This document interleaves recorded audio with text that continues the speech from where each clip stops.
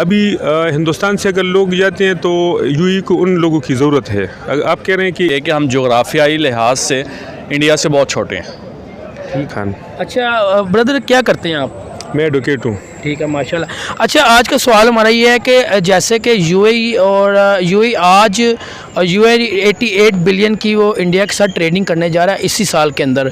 आप मुझे बताएं क्यों वो यूएई पाकिस्तान को छोड़ के इंडिया को प्रेफर कर रहे हैं और पाकिस्तान के ट्रेडिंग नहीं कर रहे, और इंडिया के साथ इस टाइम बड़ी अच्छी उनकी दोस्ती हो चुकी है और वो ट्रेडिंग पे ट्रेडिंग कर रहे हैं। हर जितने भी ऑल कंट्रीज़ है वो इंडिया को प्रेफर क्यों?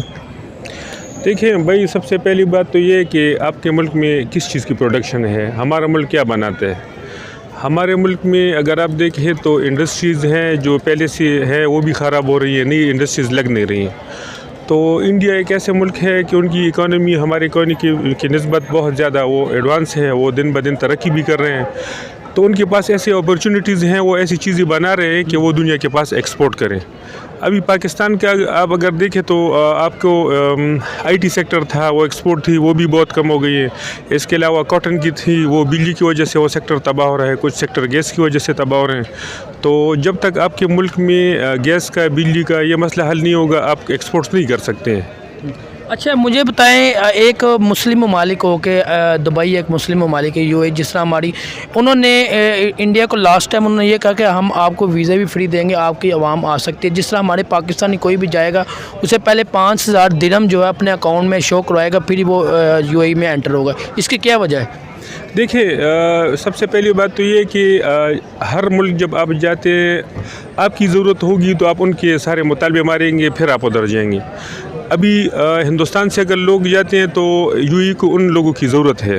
आप कह रहे हैं कि 88 बिलियन डॉलर्स की और उनके साथ ट्रेडिंग करने जाना है इसी साल। मुझे कंफर्म तो पता नहीं है ना, मैंने उसके बारे में सुना है, लेकिन बात यह है कि उधर अपॉर्चुनिटी होगी ना कि वो ट्रेड कर रहे हैं। आप कह रहे हैं मुसलमान मुल्क की बात कर रहे हैं, तो मुसलमान तो फिर अगर आप मुसलमान की कैलकुलेशन करें तो मेरे हिसाब से हिंदुस्तान में मुसलमान फिर पाकिस्तान से ज़्यादा हैं। तो दुनिया के लिहाज से अगर आप ट्रेड को देखेंगे, बिज़नेस को देखेंगे, तो लोग अपॉर्चुनिटीज़ के हिसाब से बिज़नेस करते हैं।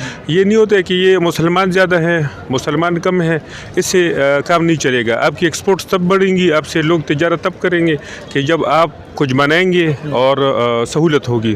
कब ये हमारे मुल्क में ऐसा हुआ कि हमारे मुल्क में आकर कोई ट्रेडिंग करे, कोई इन्वेस्टमेंट करे या कोई मैन्युफैक्चरिंग करे, कब होगा ये?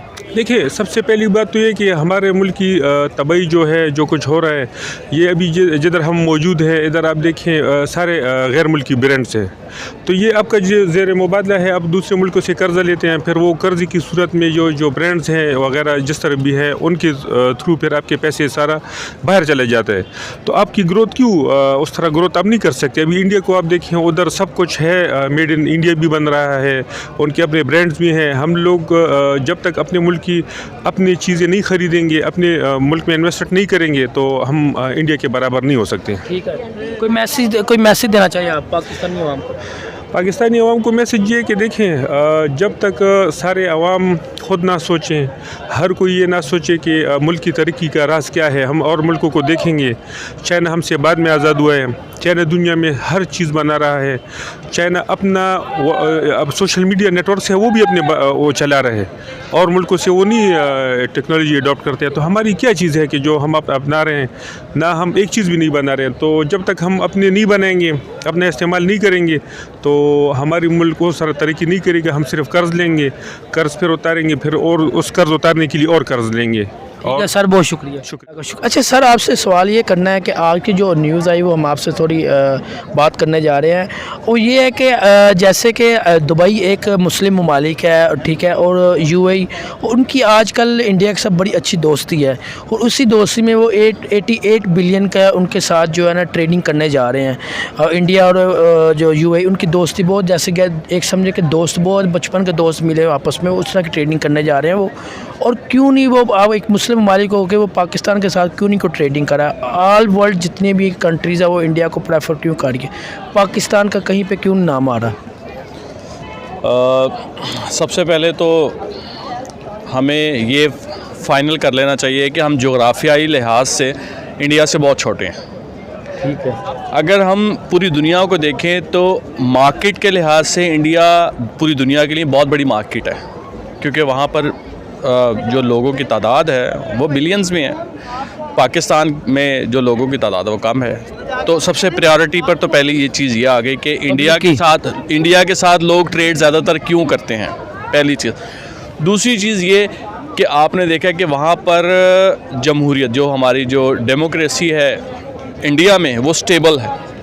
वहाँ पर जो गवर्नमेंट आती है वो अपने टेन्योर पूरा करती है। पाकिस्तान में इंस्टेबिलिटी का जो सिलसिला चलता रहता है, वो सबसे बड़ा हमारा फैक्टर है। हमारी इकॉनमी, हमारे जो मुआशी हालात हैं, हमारे जो सोशल हमारे हालात हैं, दूसरे ममालिक के साथ जो हमारी खारजा और जो दाखिला पॉलिसीज़ हैं, उसका डिस्टर्ब होना, हमारी इंस्टेबिलिटी का बहुत ज़्यादा हाथ है इनके पीछे। ठीक है। तो जिसकी वजह से अब दूसरे ममालिक, अब आपका सब क्वेश्चन, ये तो एक बैकग्राउंड सा हो गया। अब आपका क्वेश्चन कि इंडिया उनके जो यूएई है वो उनके साथ क्यों ट्रेड कर रहा, पाकिस्तान के साथ क्यों नहीं कर रहा। अगर आप थोड़ा पिछले कुछ दहाइयों से पहले आप देखें तो पाकिस्तान के साथ यूएई के हालात बहुत अच्छे थे, ताल्लुकात बहुत अच्छे थे, इंडिया के साथ इतने अच्छे नहीं थे। लेकिन अब इंडिया के साथ बेहतर होते जा रहे हैं। वो उसकी वजह सबसे बड़ी ये है कि पाकिस्तान की खारजा पॉलिसी सबसे ज़्यादा वीक है इस वक्त। ये पिछले 15-20 सालों में पाकिस्तान की खारजा पॉलिसी बहुत ज़्यादा वीक रही है। इसने दूसरे ममालिक के साथ कोई ख़ास ताल्लुकात नहीं बनाए, अपने फ़वाइद के साथ रहे। हमारे हुक्मरान, जो भी हमारे हुक्मरान आए हैं वो अपने फ़वाइद के साथ रहे, पाकिस्तान के फ़वाइद के साथ नहीं रहे, उनके फ़ायदे नहीं देखे। लेकिन इंडियन, ख़ास तौर पे जब से मोदी आया है, मोदी ने मुख्तलिफ़ ममालिक में जाकर अपने मुल्क का प्रचार किया है, एडवर्टाइज़ किया है, उनको बताया है कि इंडिया में बहुत ज़्यादा बिज़नेस के मौक़े आए, इन्वेस्ट करें। तो क्यों ना फिर वो इन्वेस्ट करें। पाकिस्तान में इस तरह की बात करने वाला कोई नहीं है। इस वजह से पाकिस्तान में आने वाले जो इन्वेस्टर्स हैं वो हाथ रोक लेते हैं। अब हर शख्स अपने फ़ायदे के, ये मुस्लिम ममालिक या हिंदू ममालिक का मामला नहीं है, ये इस वक्त जो किसी भी मुल्क की मुआशी मामलात का ताल्लुक़ है। यूएई अगर इंडिया के साथ ट्रेड कर रहा है तो वो अपने मुआशी हालात को देख रहा है। वो ये नहीं देख रहा कि हम मजहबी तौर पे इंडिया के साथ हैं या नहीं हैं। वो ये देख रहे हैं कि क्या हमारे मुल्क को मुआशी तौर पे इकोनॉमिकल इससे फ़ायदा होगा या नहीं होगा। तो या तो अगर आपका क्वेश्चन सिर्फ मुसलमान के मज़हब के तौर पे होगा तो फिर मैं प्रेफर करूँगा कि हाँ, उसको तो पाकिस्तान के साथ कर लेना चाहिए। मज़हब का भी है, वैसे भी मैंने ओवरऑल नहीं बताया। अच्छा, मुझे जैसे कि आपको पता है लास्ट टाइम दुबई वालों ने जो हमारे पाकिस्तानी विज़िट पे जाते थे वीज़ा पे, अब उन पे जो विज़िट पे यह है कि वो 5,000 जब तक उनके अकाउंट में दिरहम नहीं होंगे, वो शो नहीं कराएंगे, तब तक वो दुबई में एंट्री भी नहीं होगी उनकी। वो बंद कर दिया उन्होंने एंट्री, और इंडिया के लिए उन्होंने फ्री ऑफ कॉस्ट कर दिया है। इसमें आपको बताने का मकसद है कि उन पाकिस्तान पे पाबंदियाँ लगाते जा रहे हैं और इंडिया के लिए पाबंदियाँ खोलते जा रहे हैं। सबसे पहली चीज़ तो ये, मुझे वैसे इस हवाले से कोई इन्फॉर्मेशन नहीं, लेकिन अगर आप कह रहे हैं तो यकीनन आप कोई रिसर्च कर आए होंगे तो तभी आप ये बात कर रहे हैं। और अगर ऐसा है तो उसका फैक्टर ये है कि मैं ख़ुद भी, I have been to Dubai for 5 years. मैं तकरीबन 5 साल दुबई में रहा हूँ। ठीक है। तो मैंने जो हालात देखे हैं पाकिस्तानियों के और इंडियंस के, डिफ्रेंशिएट वो ये था कि वो इंडियंस जो किसी नेशनल यानी कि अरबी के नीचे काम कर रहे होते थे, वो अपने काम को इतने बेहतरीन अंदाज से परफॉर्म करते थे। इंडियन ज़्यादातर ना वहाँ पर केरलियंस हैं, केरला में रहने वाले, और केरलियंस जो है ना वो बड़े मोहतात, वो कहलाते इंडियंस हैं। जब वो अच्छा काम करेंगे तो ये कहलाया जाएगा कि इंडियंस काम कर रहे हैं। लेकिन पाकिस्तानी जो लोग हैं वहाँ पर ज़्यादातर जो I feel really very sorry to say कि मैं पंजाबियों और जो हमारे जो पिंड के रहने वाले जो पंजाबी हैं वो उनके पठानों की बात करने लगा हूँ। पठान बहुत अच्छे हैं, पंजाबी बहुत अच्छे हैं, लेकिन कुछ कैटेगरी ऐसी होती है बीच में। ये लोग क्या करते हैं वहाँ पर जाके, आम तौर पे जो पंजाबी हैं वो चोरी चकारी में बहुत ज़्यादा पड़ जाते हैं। पाकिस्तानी चोरी चकारी, काम चोरी में तो सारे इंक्लूडेड है ना, पाकिस्तानी चोरी चकारी में पड़ जाते हैं जो पंजाबी हैं। और पठान जो है ना वो स्मगलिंग में और लड़ाई झगड़े में बहुत आगे। अब एक पठान पकड़ा गया है लड़ाई झगड़ा या स्मगलिंग करते हुए, तो कौन पकड़ा गया? पाकिस्तानी पकड़ा गया। अगर कोई चोरी करते हुए पकड़ा गया, पंजाबी कोई पकड़ा गया, इवन यहाँ तक कि शलवार कमीज़ पहने इंडियंस भी फिर रहा हो और वो पकड़ा जाएगा, तो सबसे पहली खबर आएगी पाकिस्तानी पकड़ा गया। पाकिस्तानी पकड़ा गया। तो पंजाबी चोरी करते हुए अगर पकड़ा गया तो पंजाबी नहीं पकड़ा गया बाहर, वो पाकिस्तानी पकड़ा गया। तो जो नाम ख़राब हो रहा है वो पाकिस्तानियों का ख़राब हो रहा है।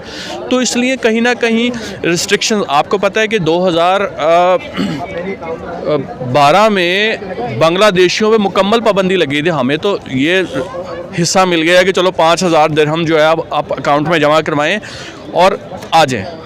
बंगालियों पे मुकम्मल तौर पे पाबंदी लग गई थी 2012 में कि बंगाली आ ही नहीं सकते। जिनके ऑलरेडी वीज़ाज़ लगे हुए थे वो अपने 2 साल वीज़ा पूरा करें और चले जाएं वापस, वो रिन्यू भी नहीं करवा सकते। अब जाके दोबारा रिट्रीव किया है उनका वीज़ा। चलिए, कोई पाकिस्तानी अवाम जो आपको देख रहे हैं उनको कोई मैसेज देना चाहे? पाकिस्तानी अवाम के लिए मेरा मैसेज जनरली यही होगा कि हम जो बंटवारे की शक्ल में हम ज़िंदगी गुजार रहे हैं ना आजकल, पॉलिटिकल बंटवारा जो हमारा हुआ है, मैं ये कहना चाहूँगा कि हमें अपने अपने लीडर्स, अपनी अपनी जमातों की गोद से निकल के पाकिस्तान के बारे में सोचना चाहिए, एक होकर सोचना चाहिए। चलिए ठीक है सर, बहुत शुक्रिया। बहुत शुक्रिया।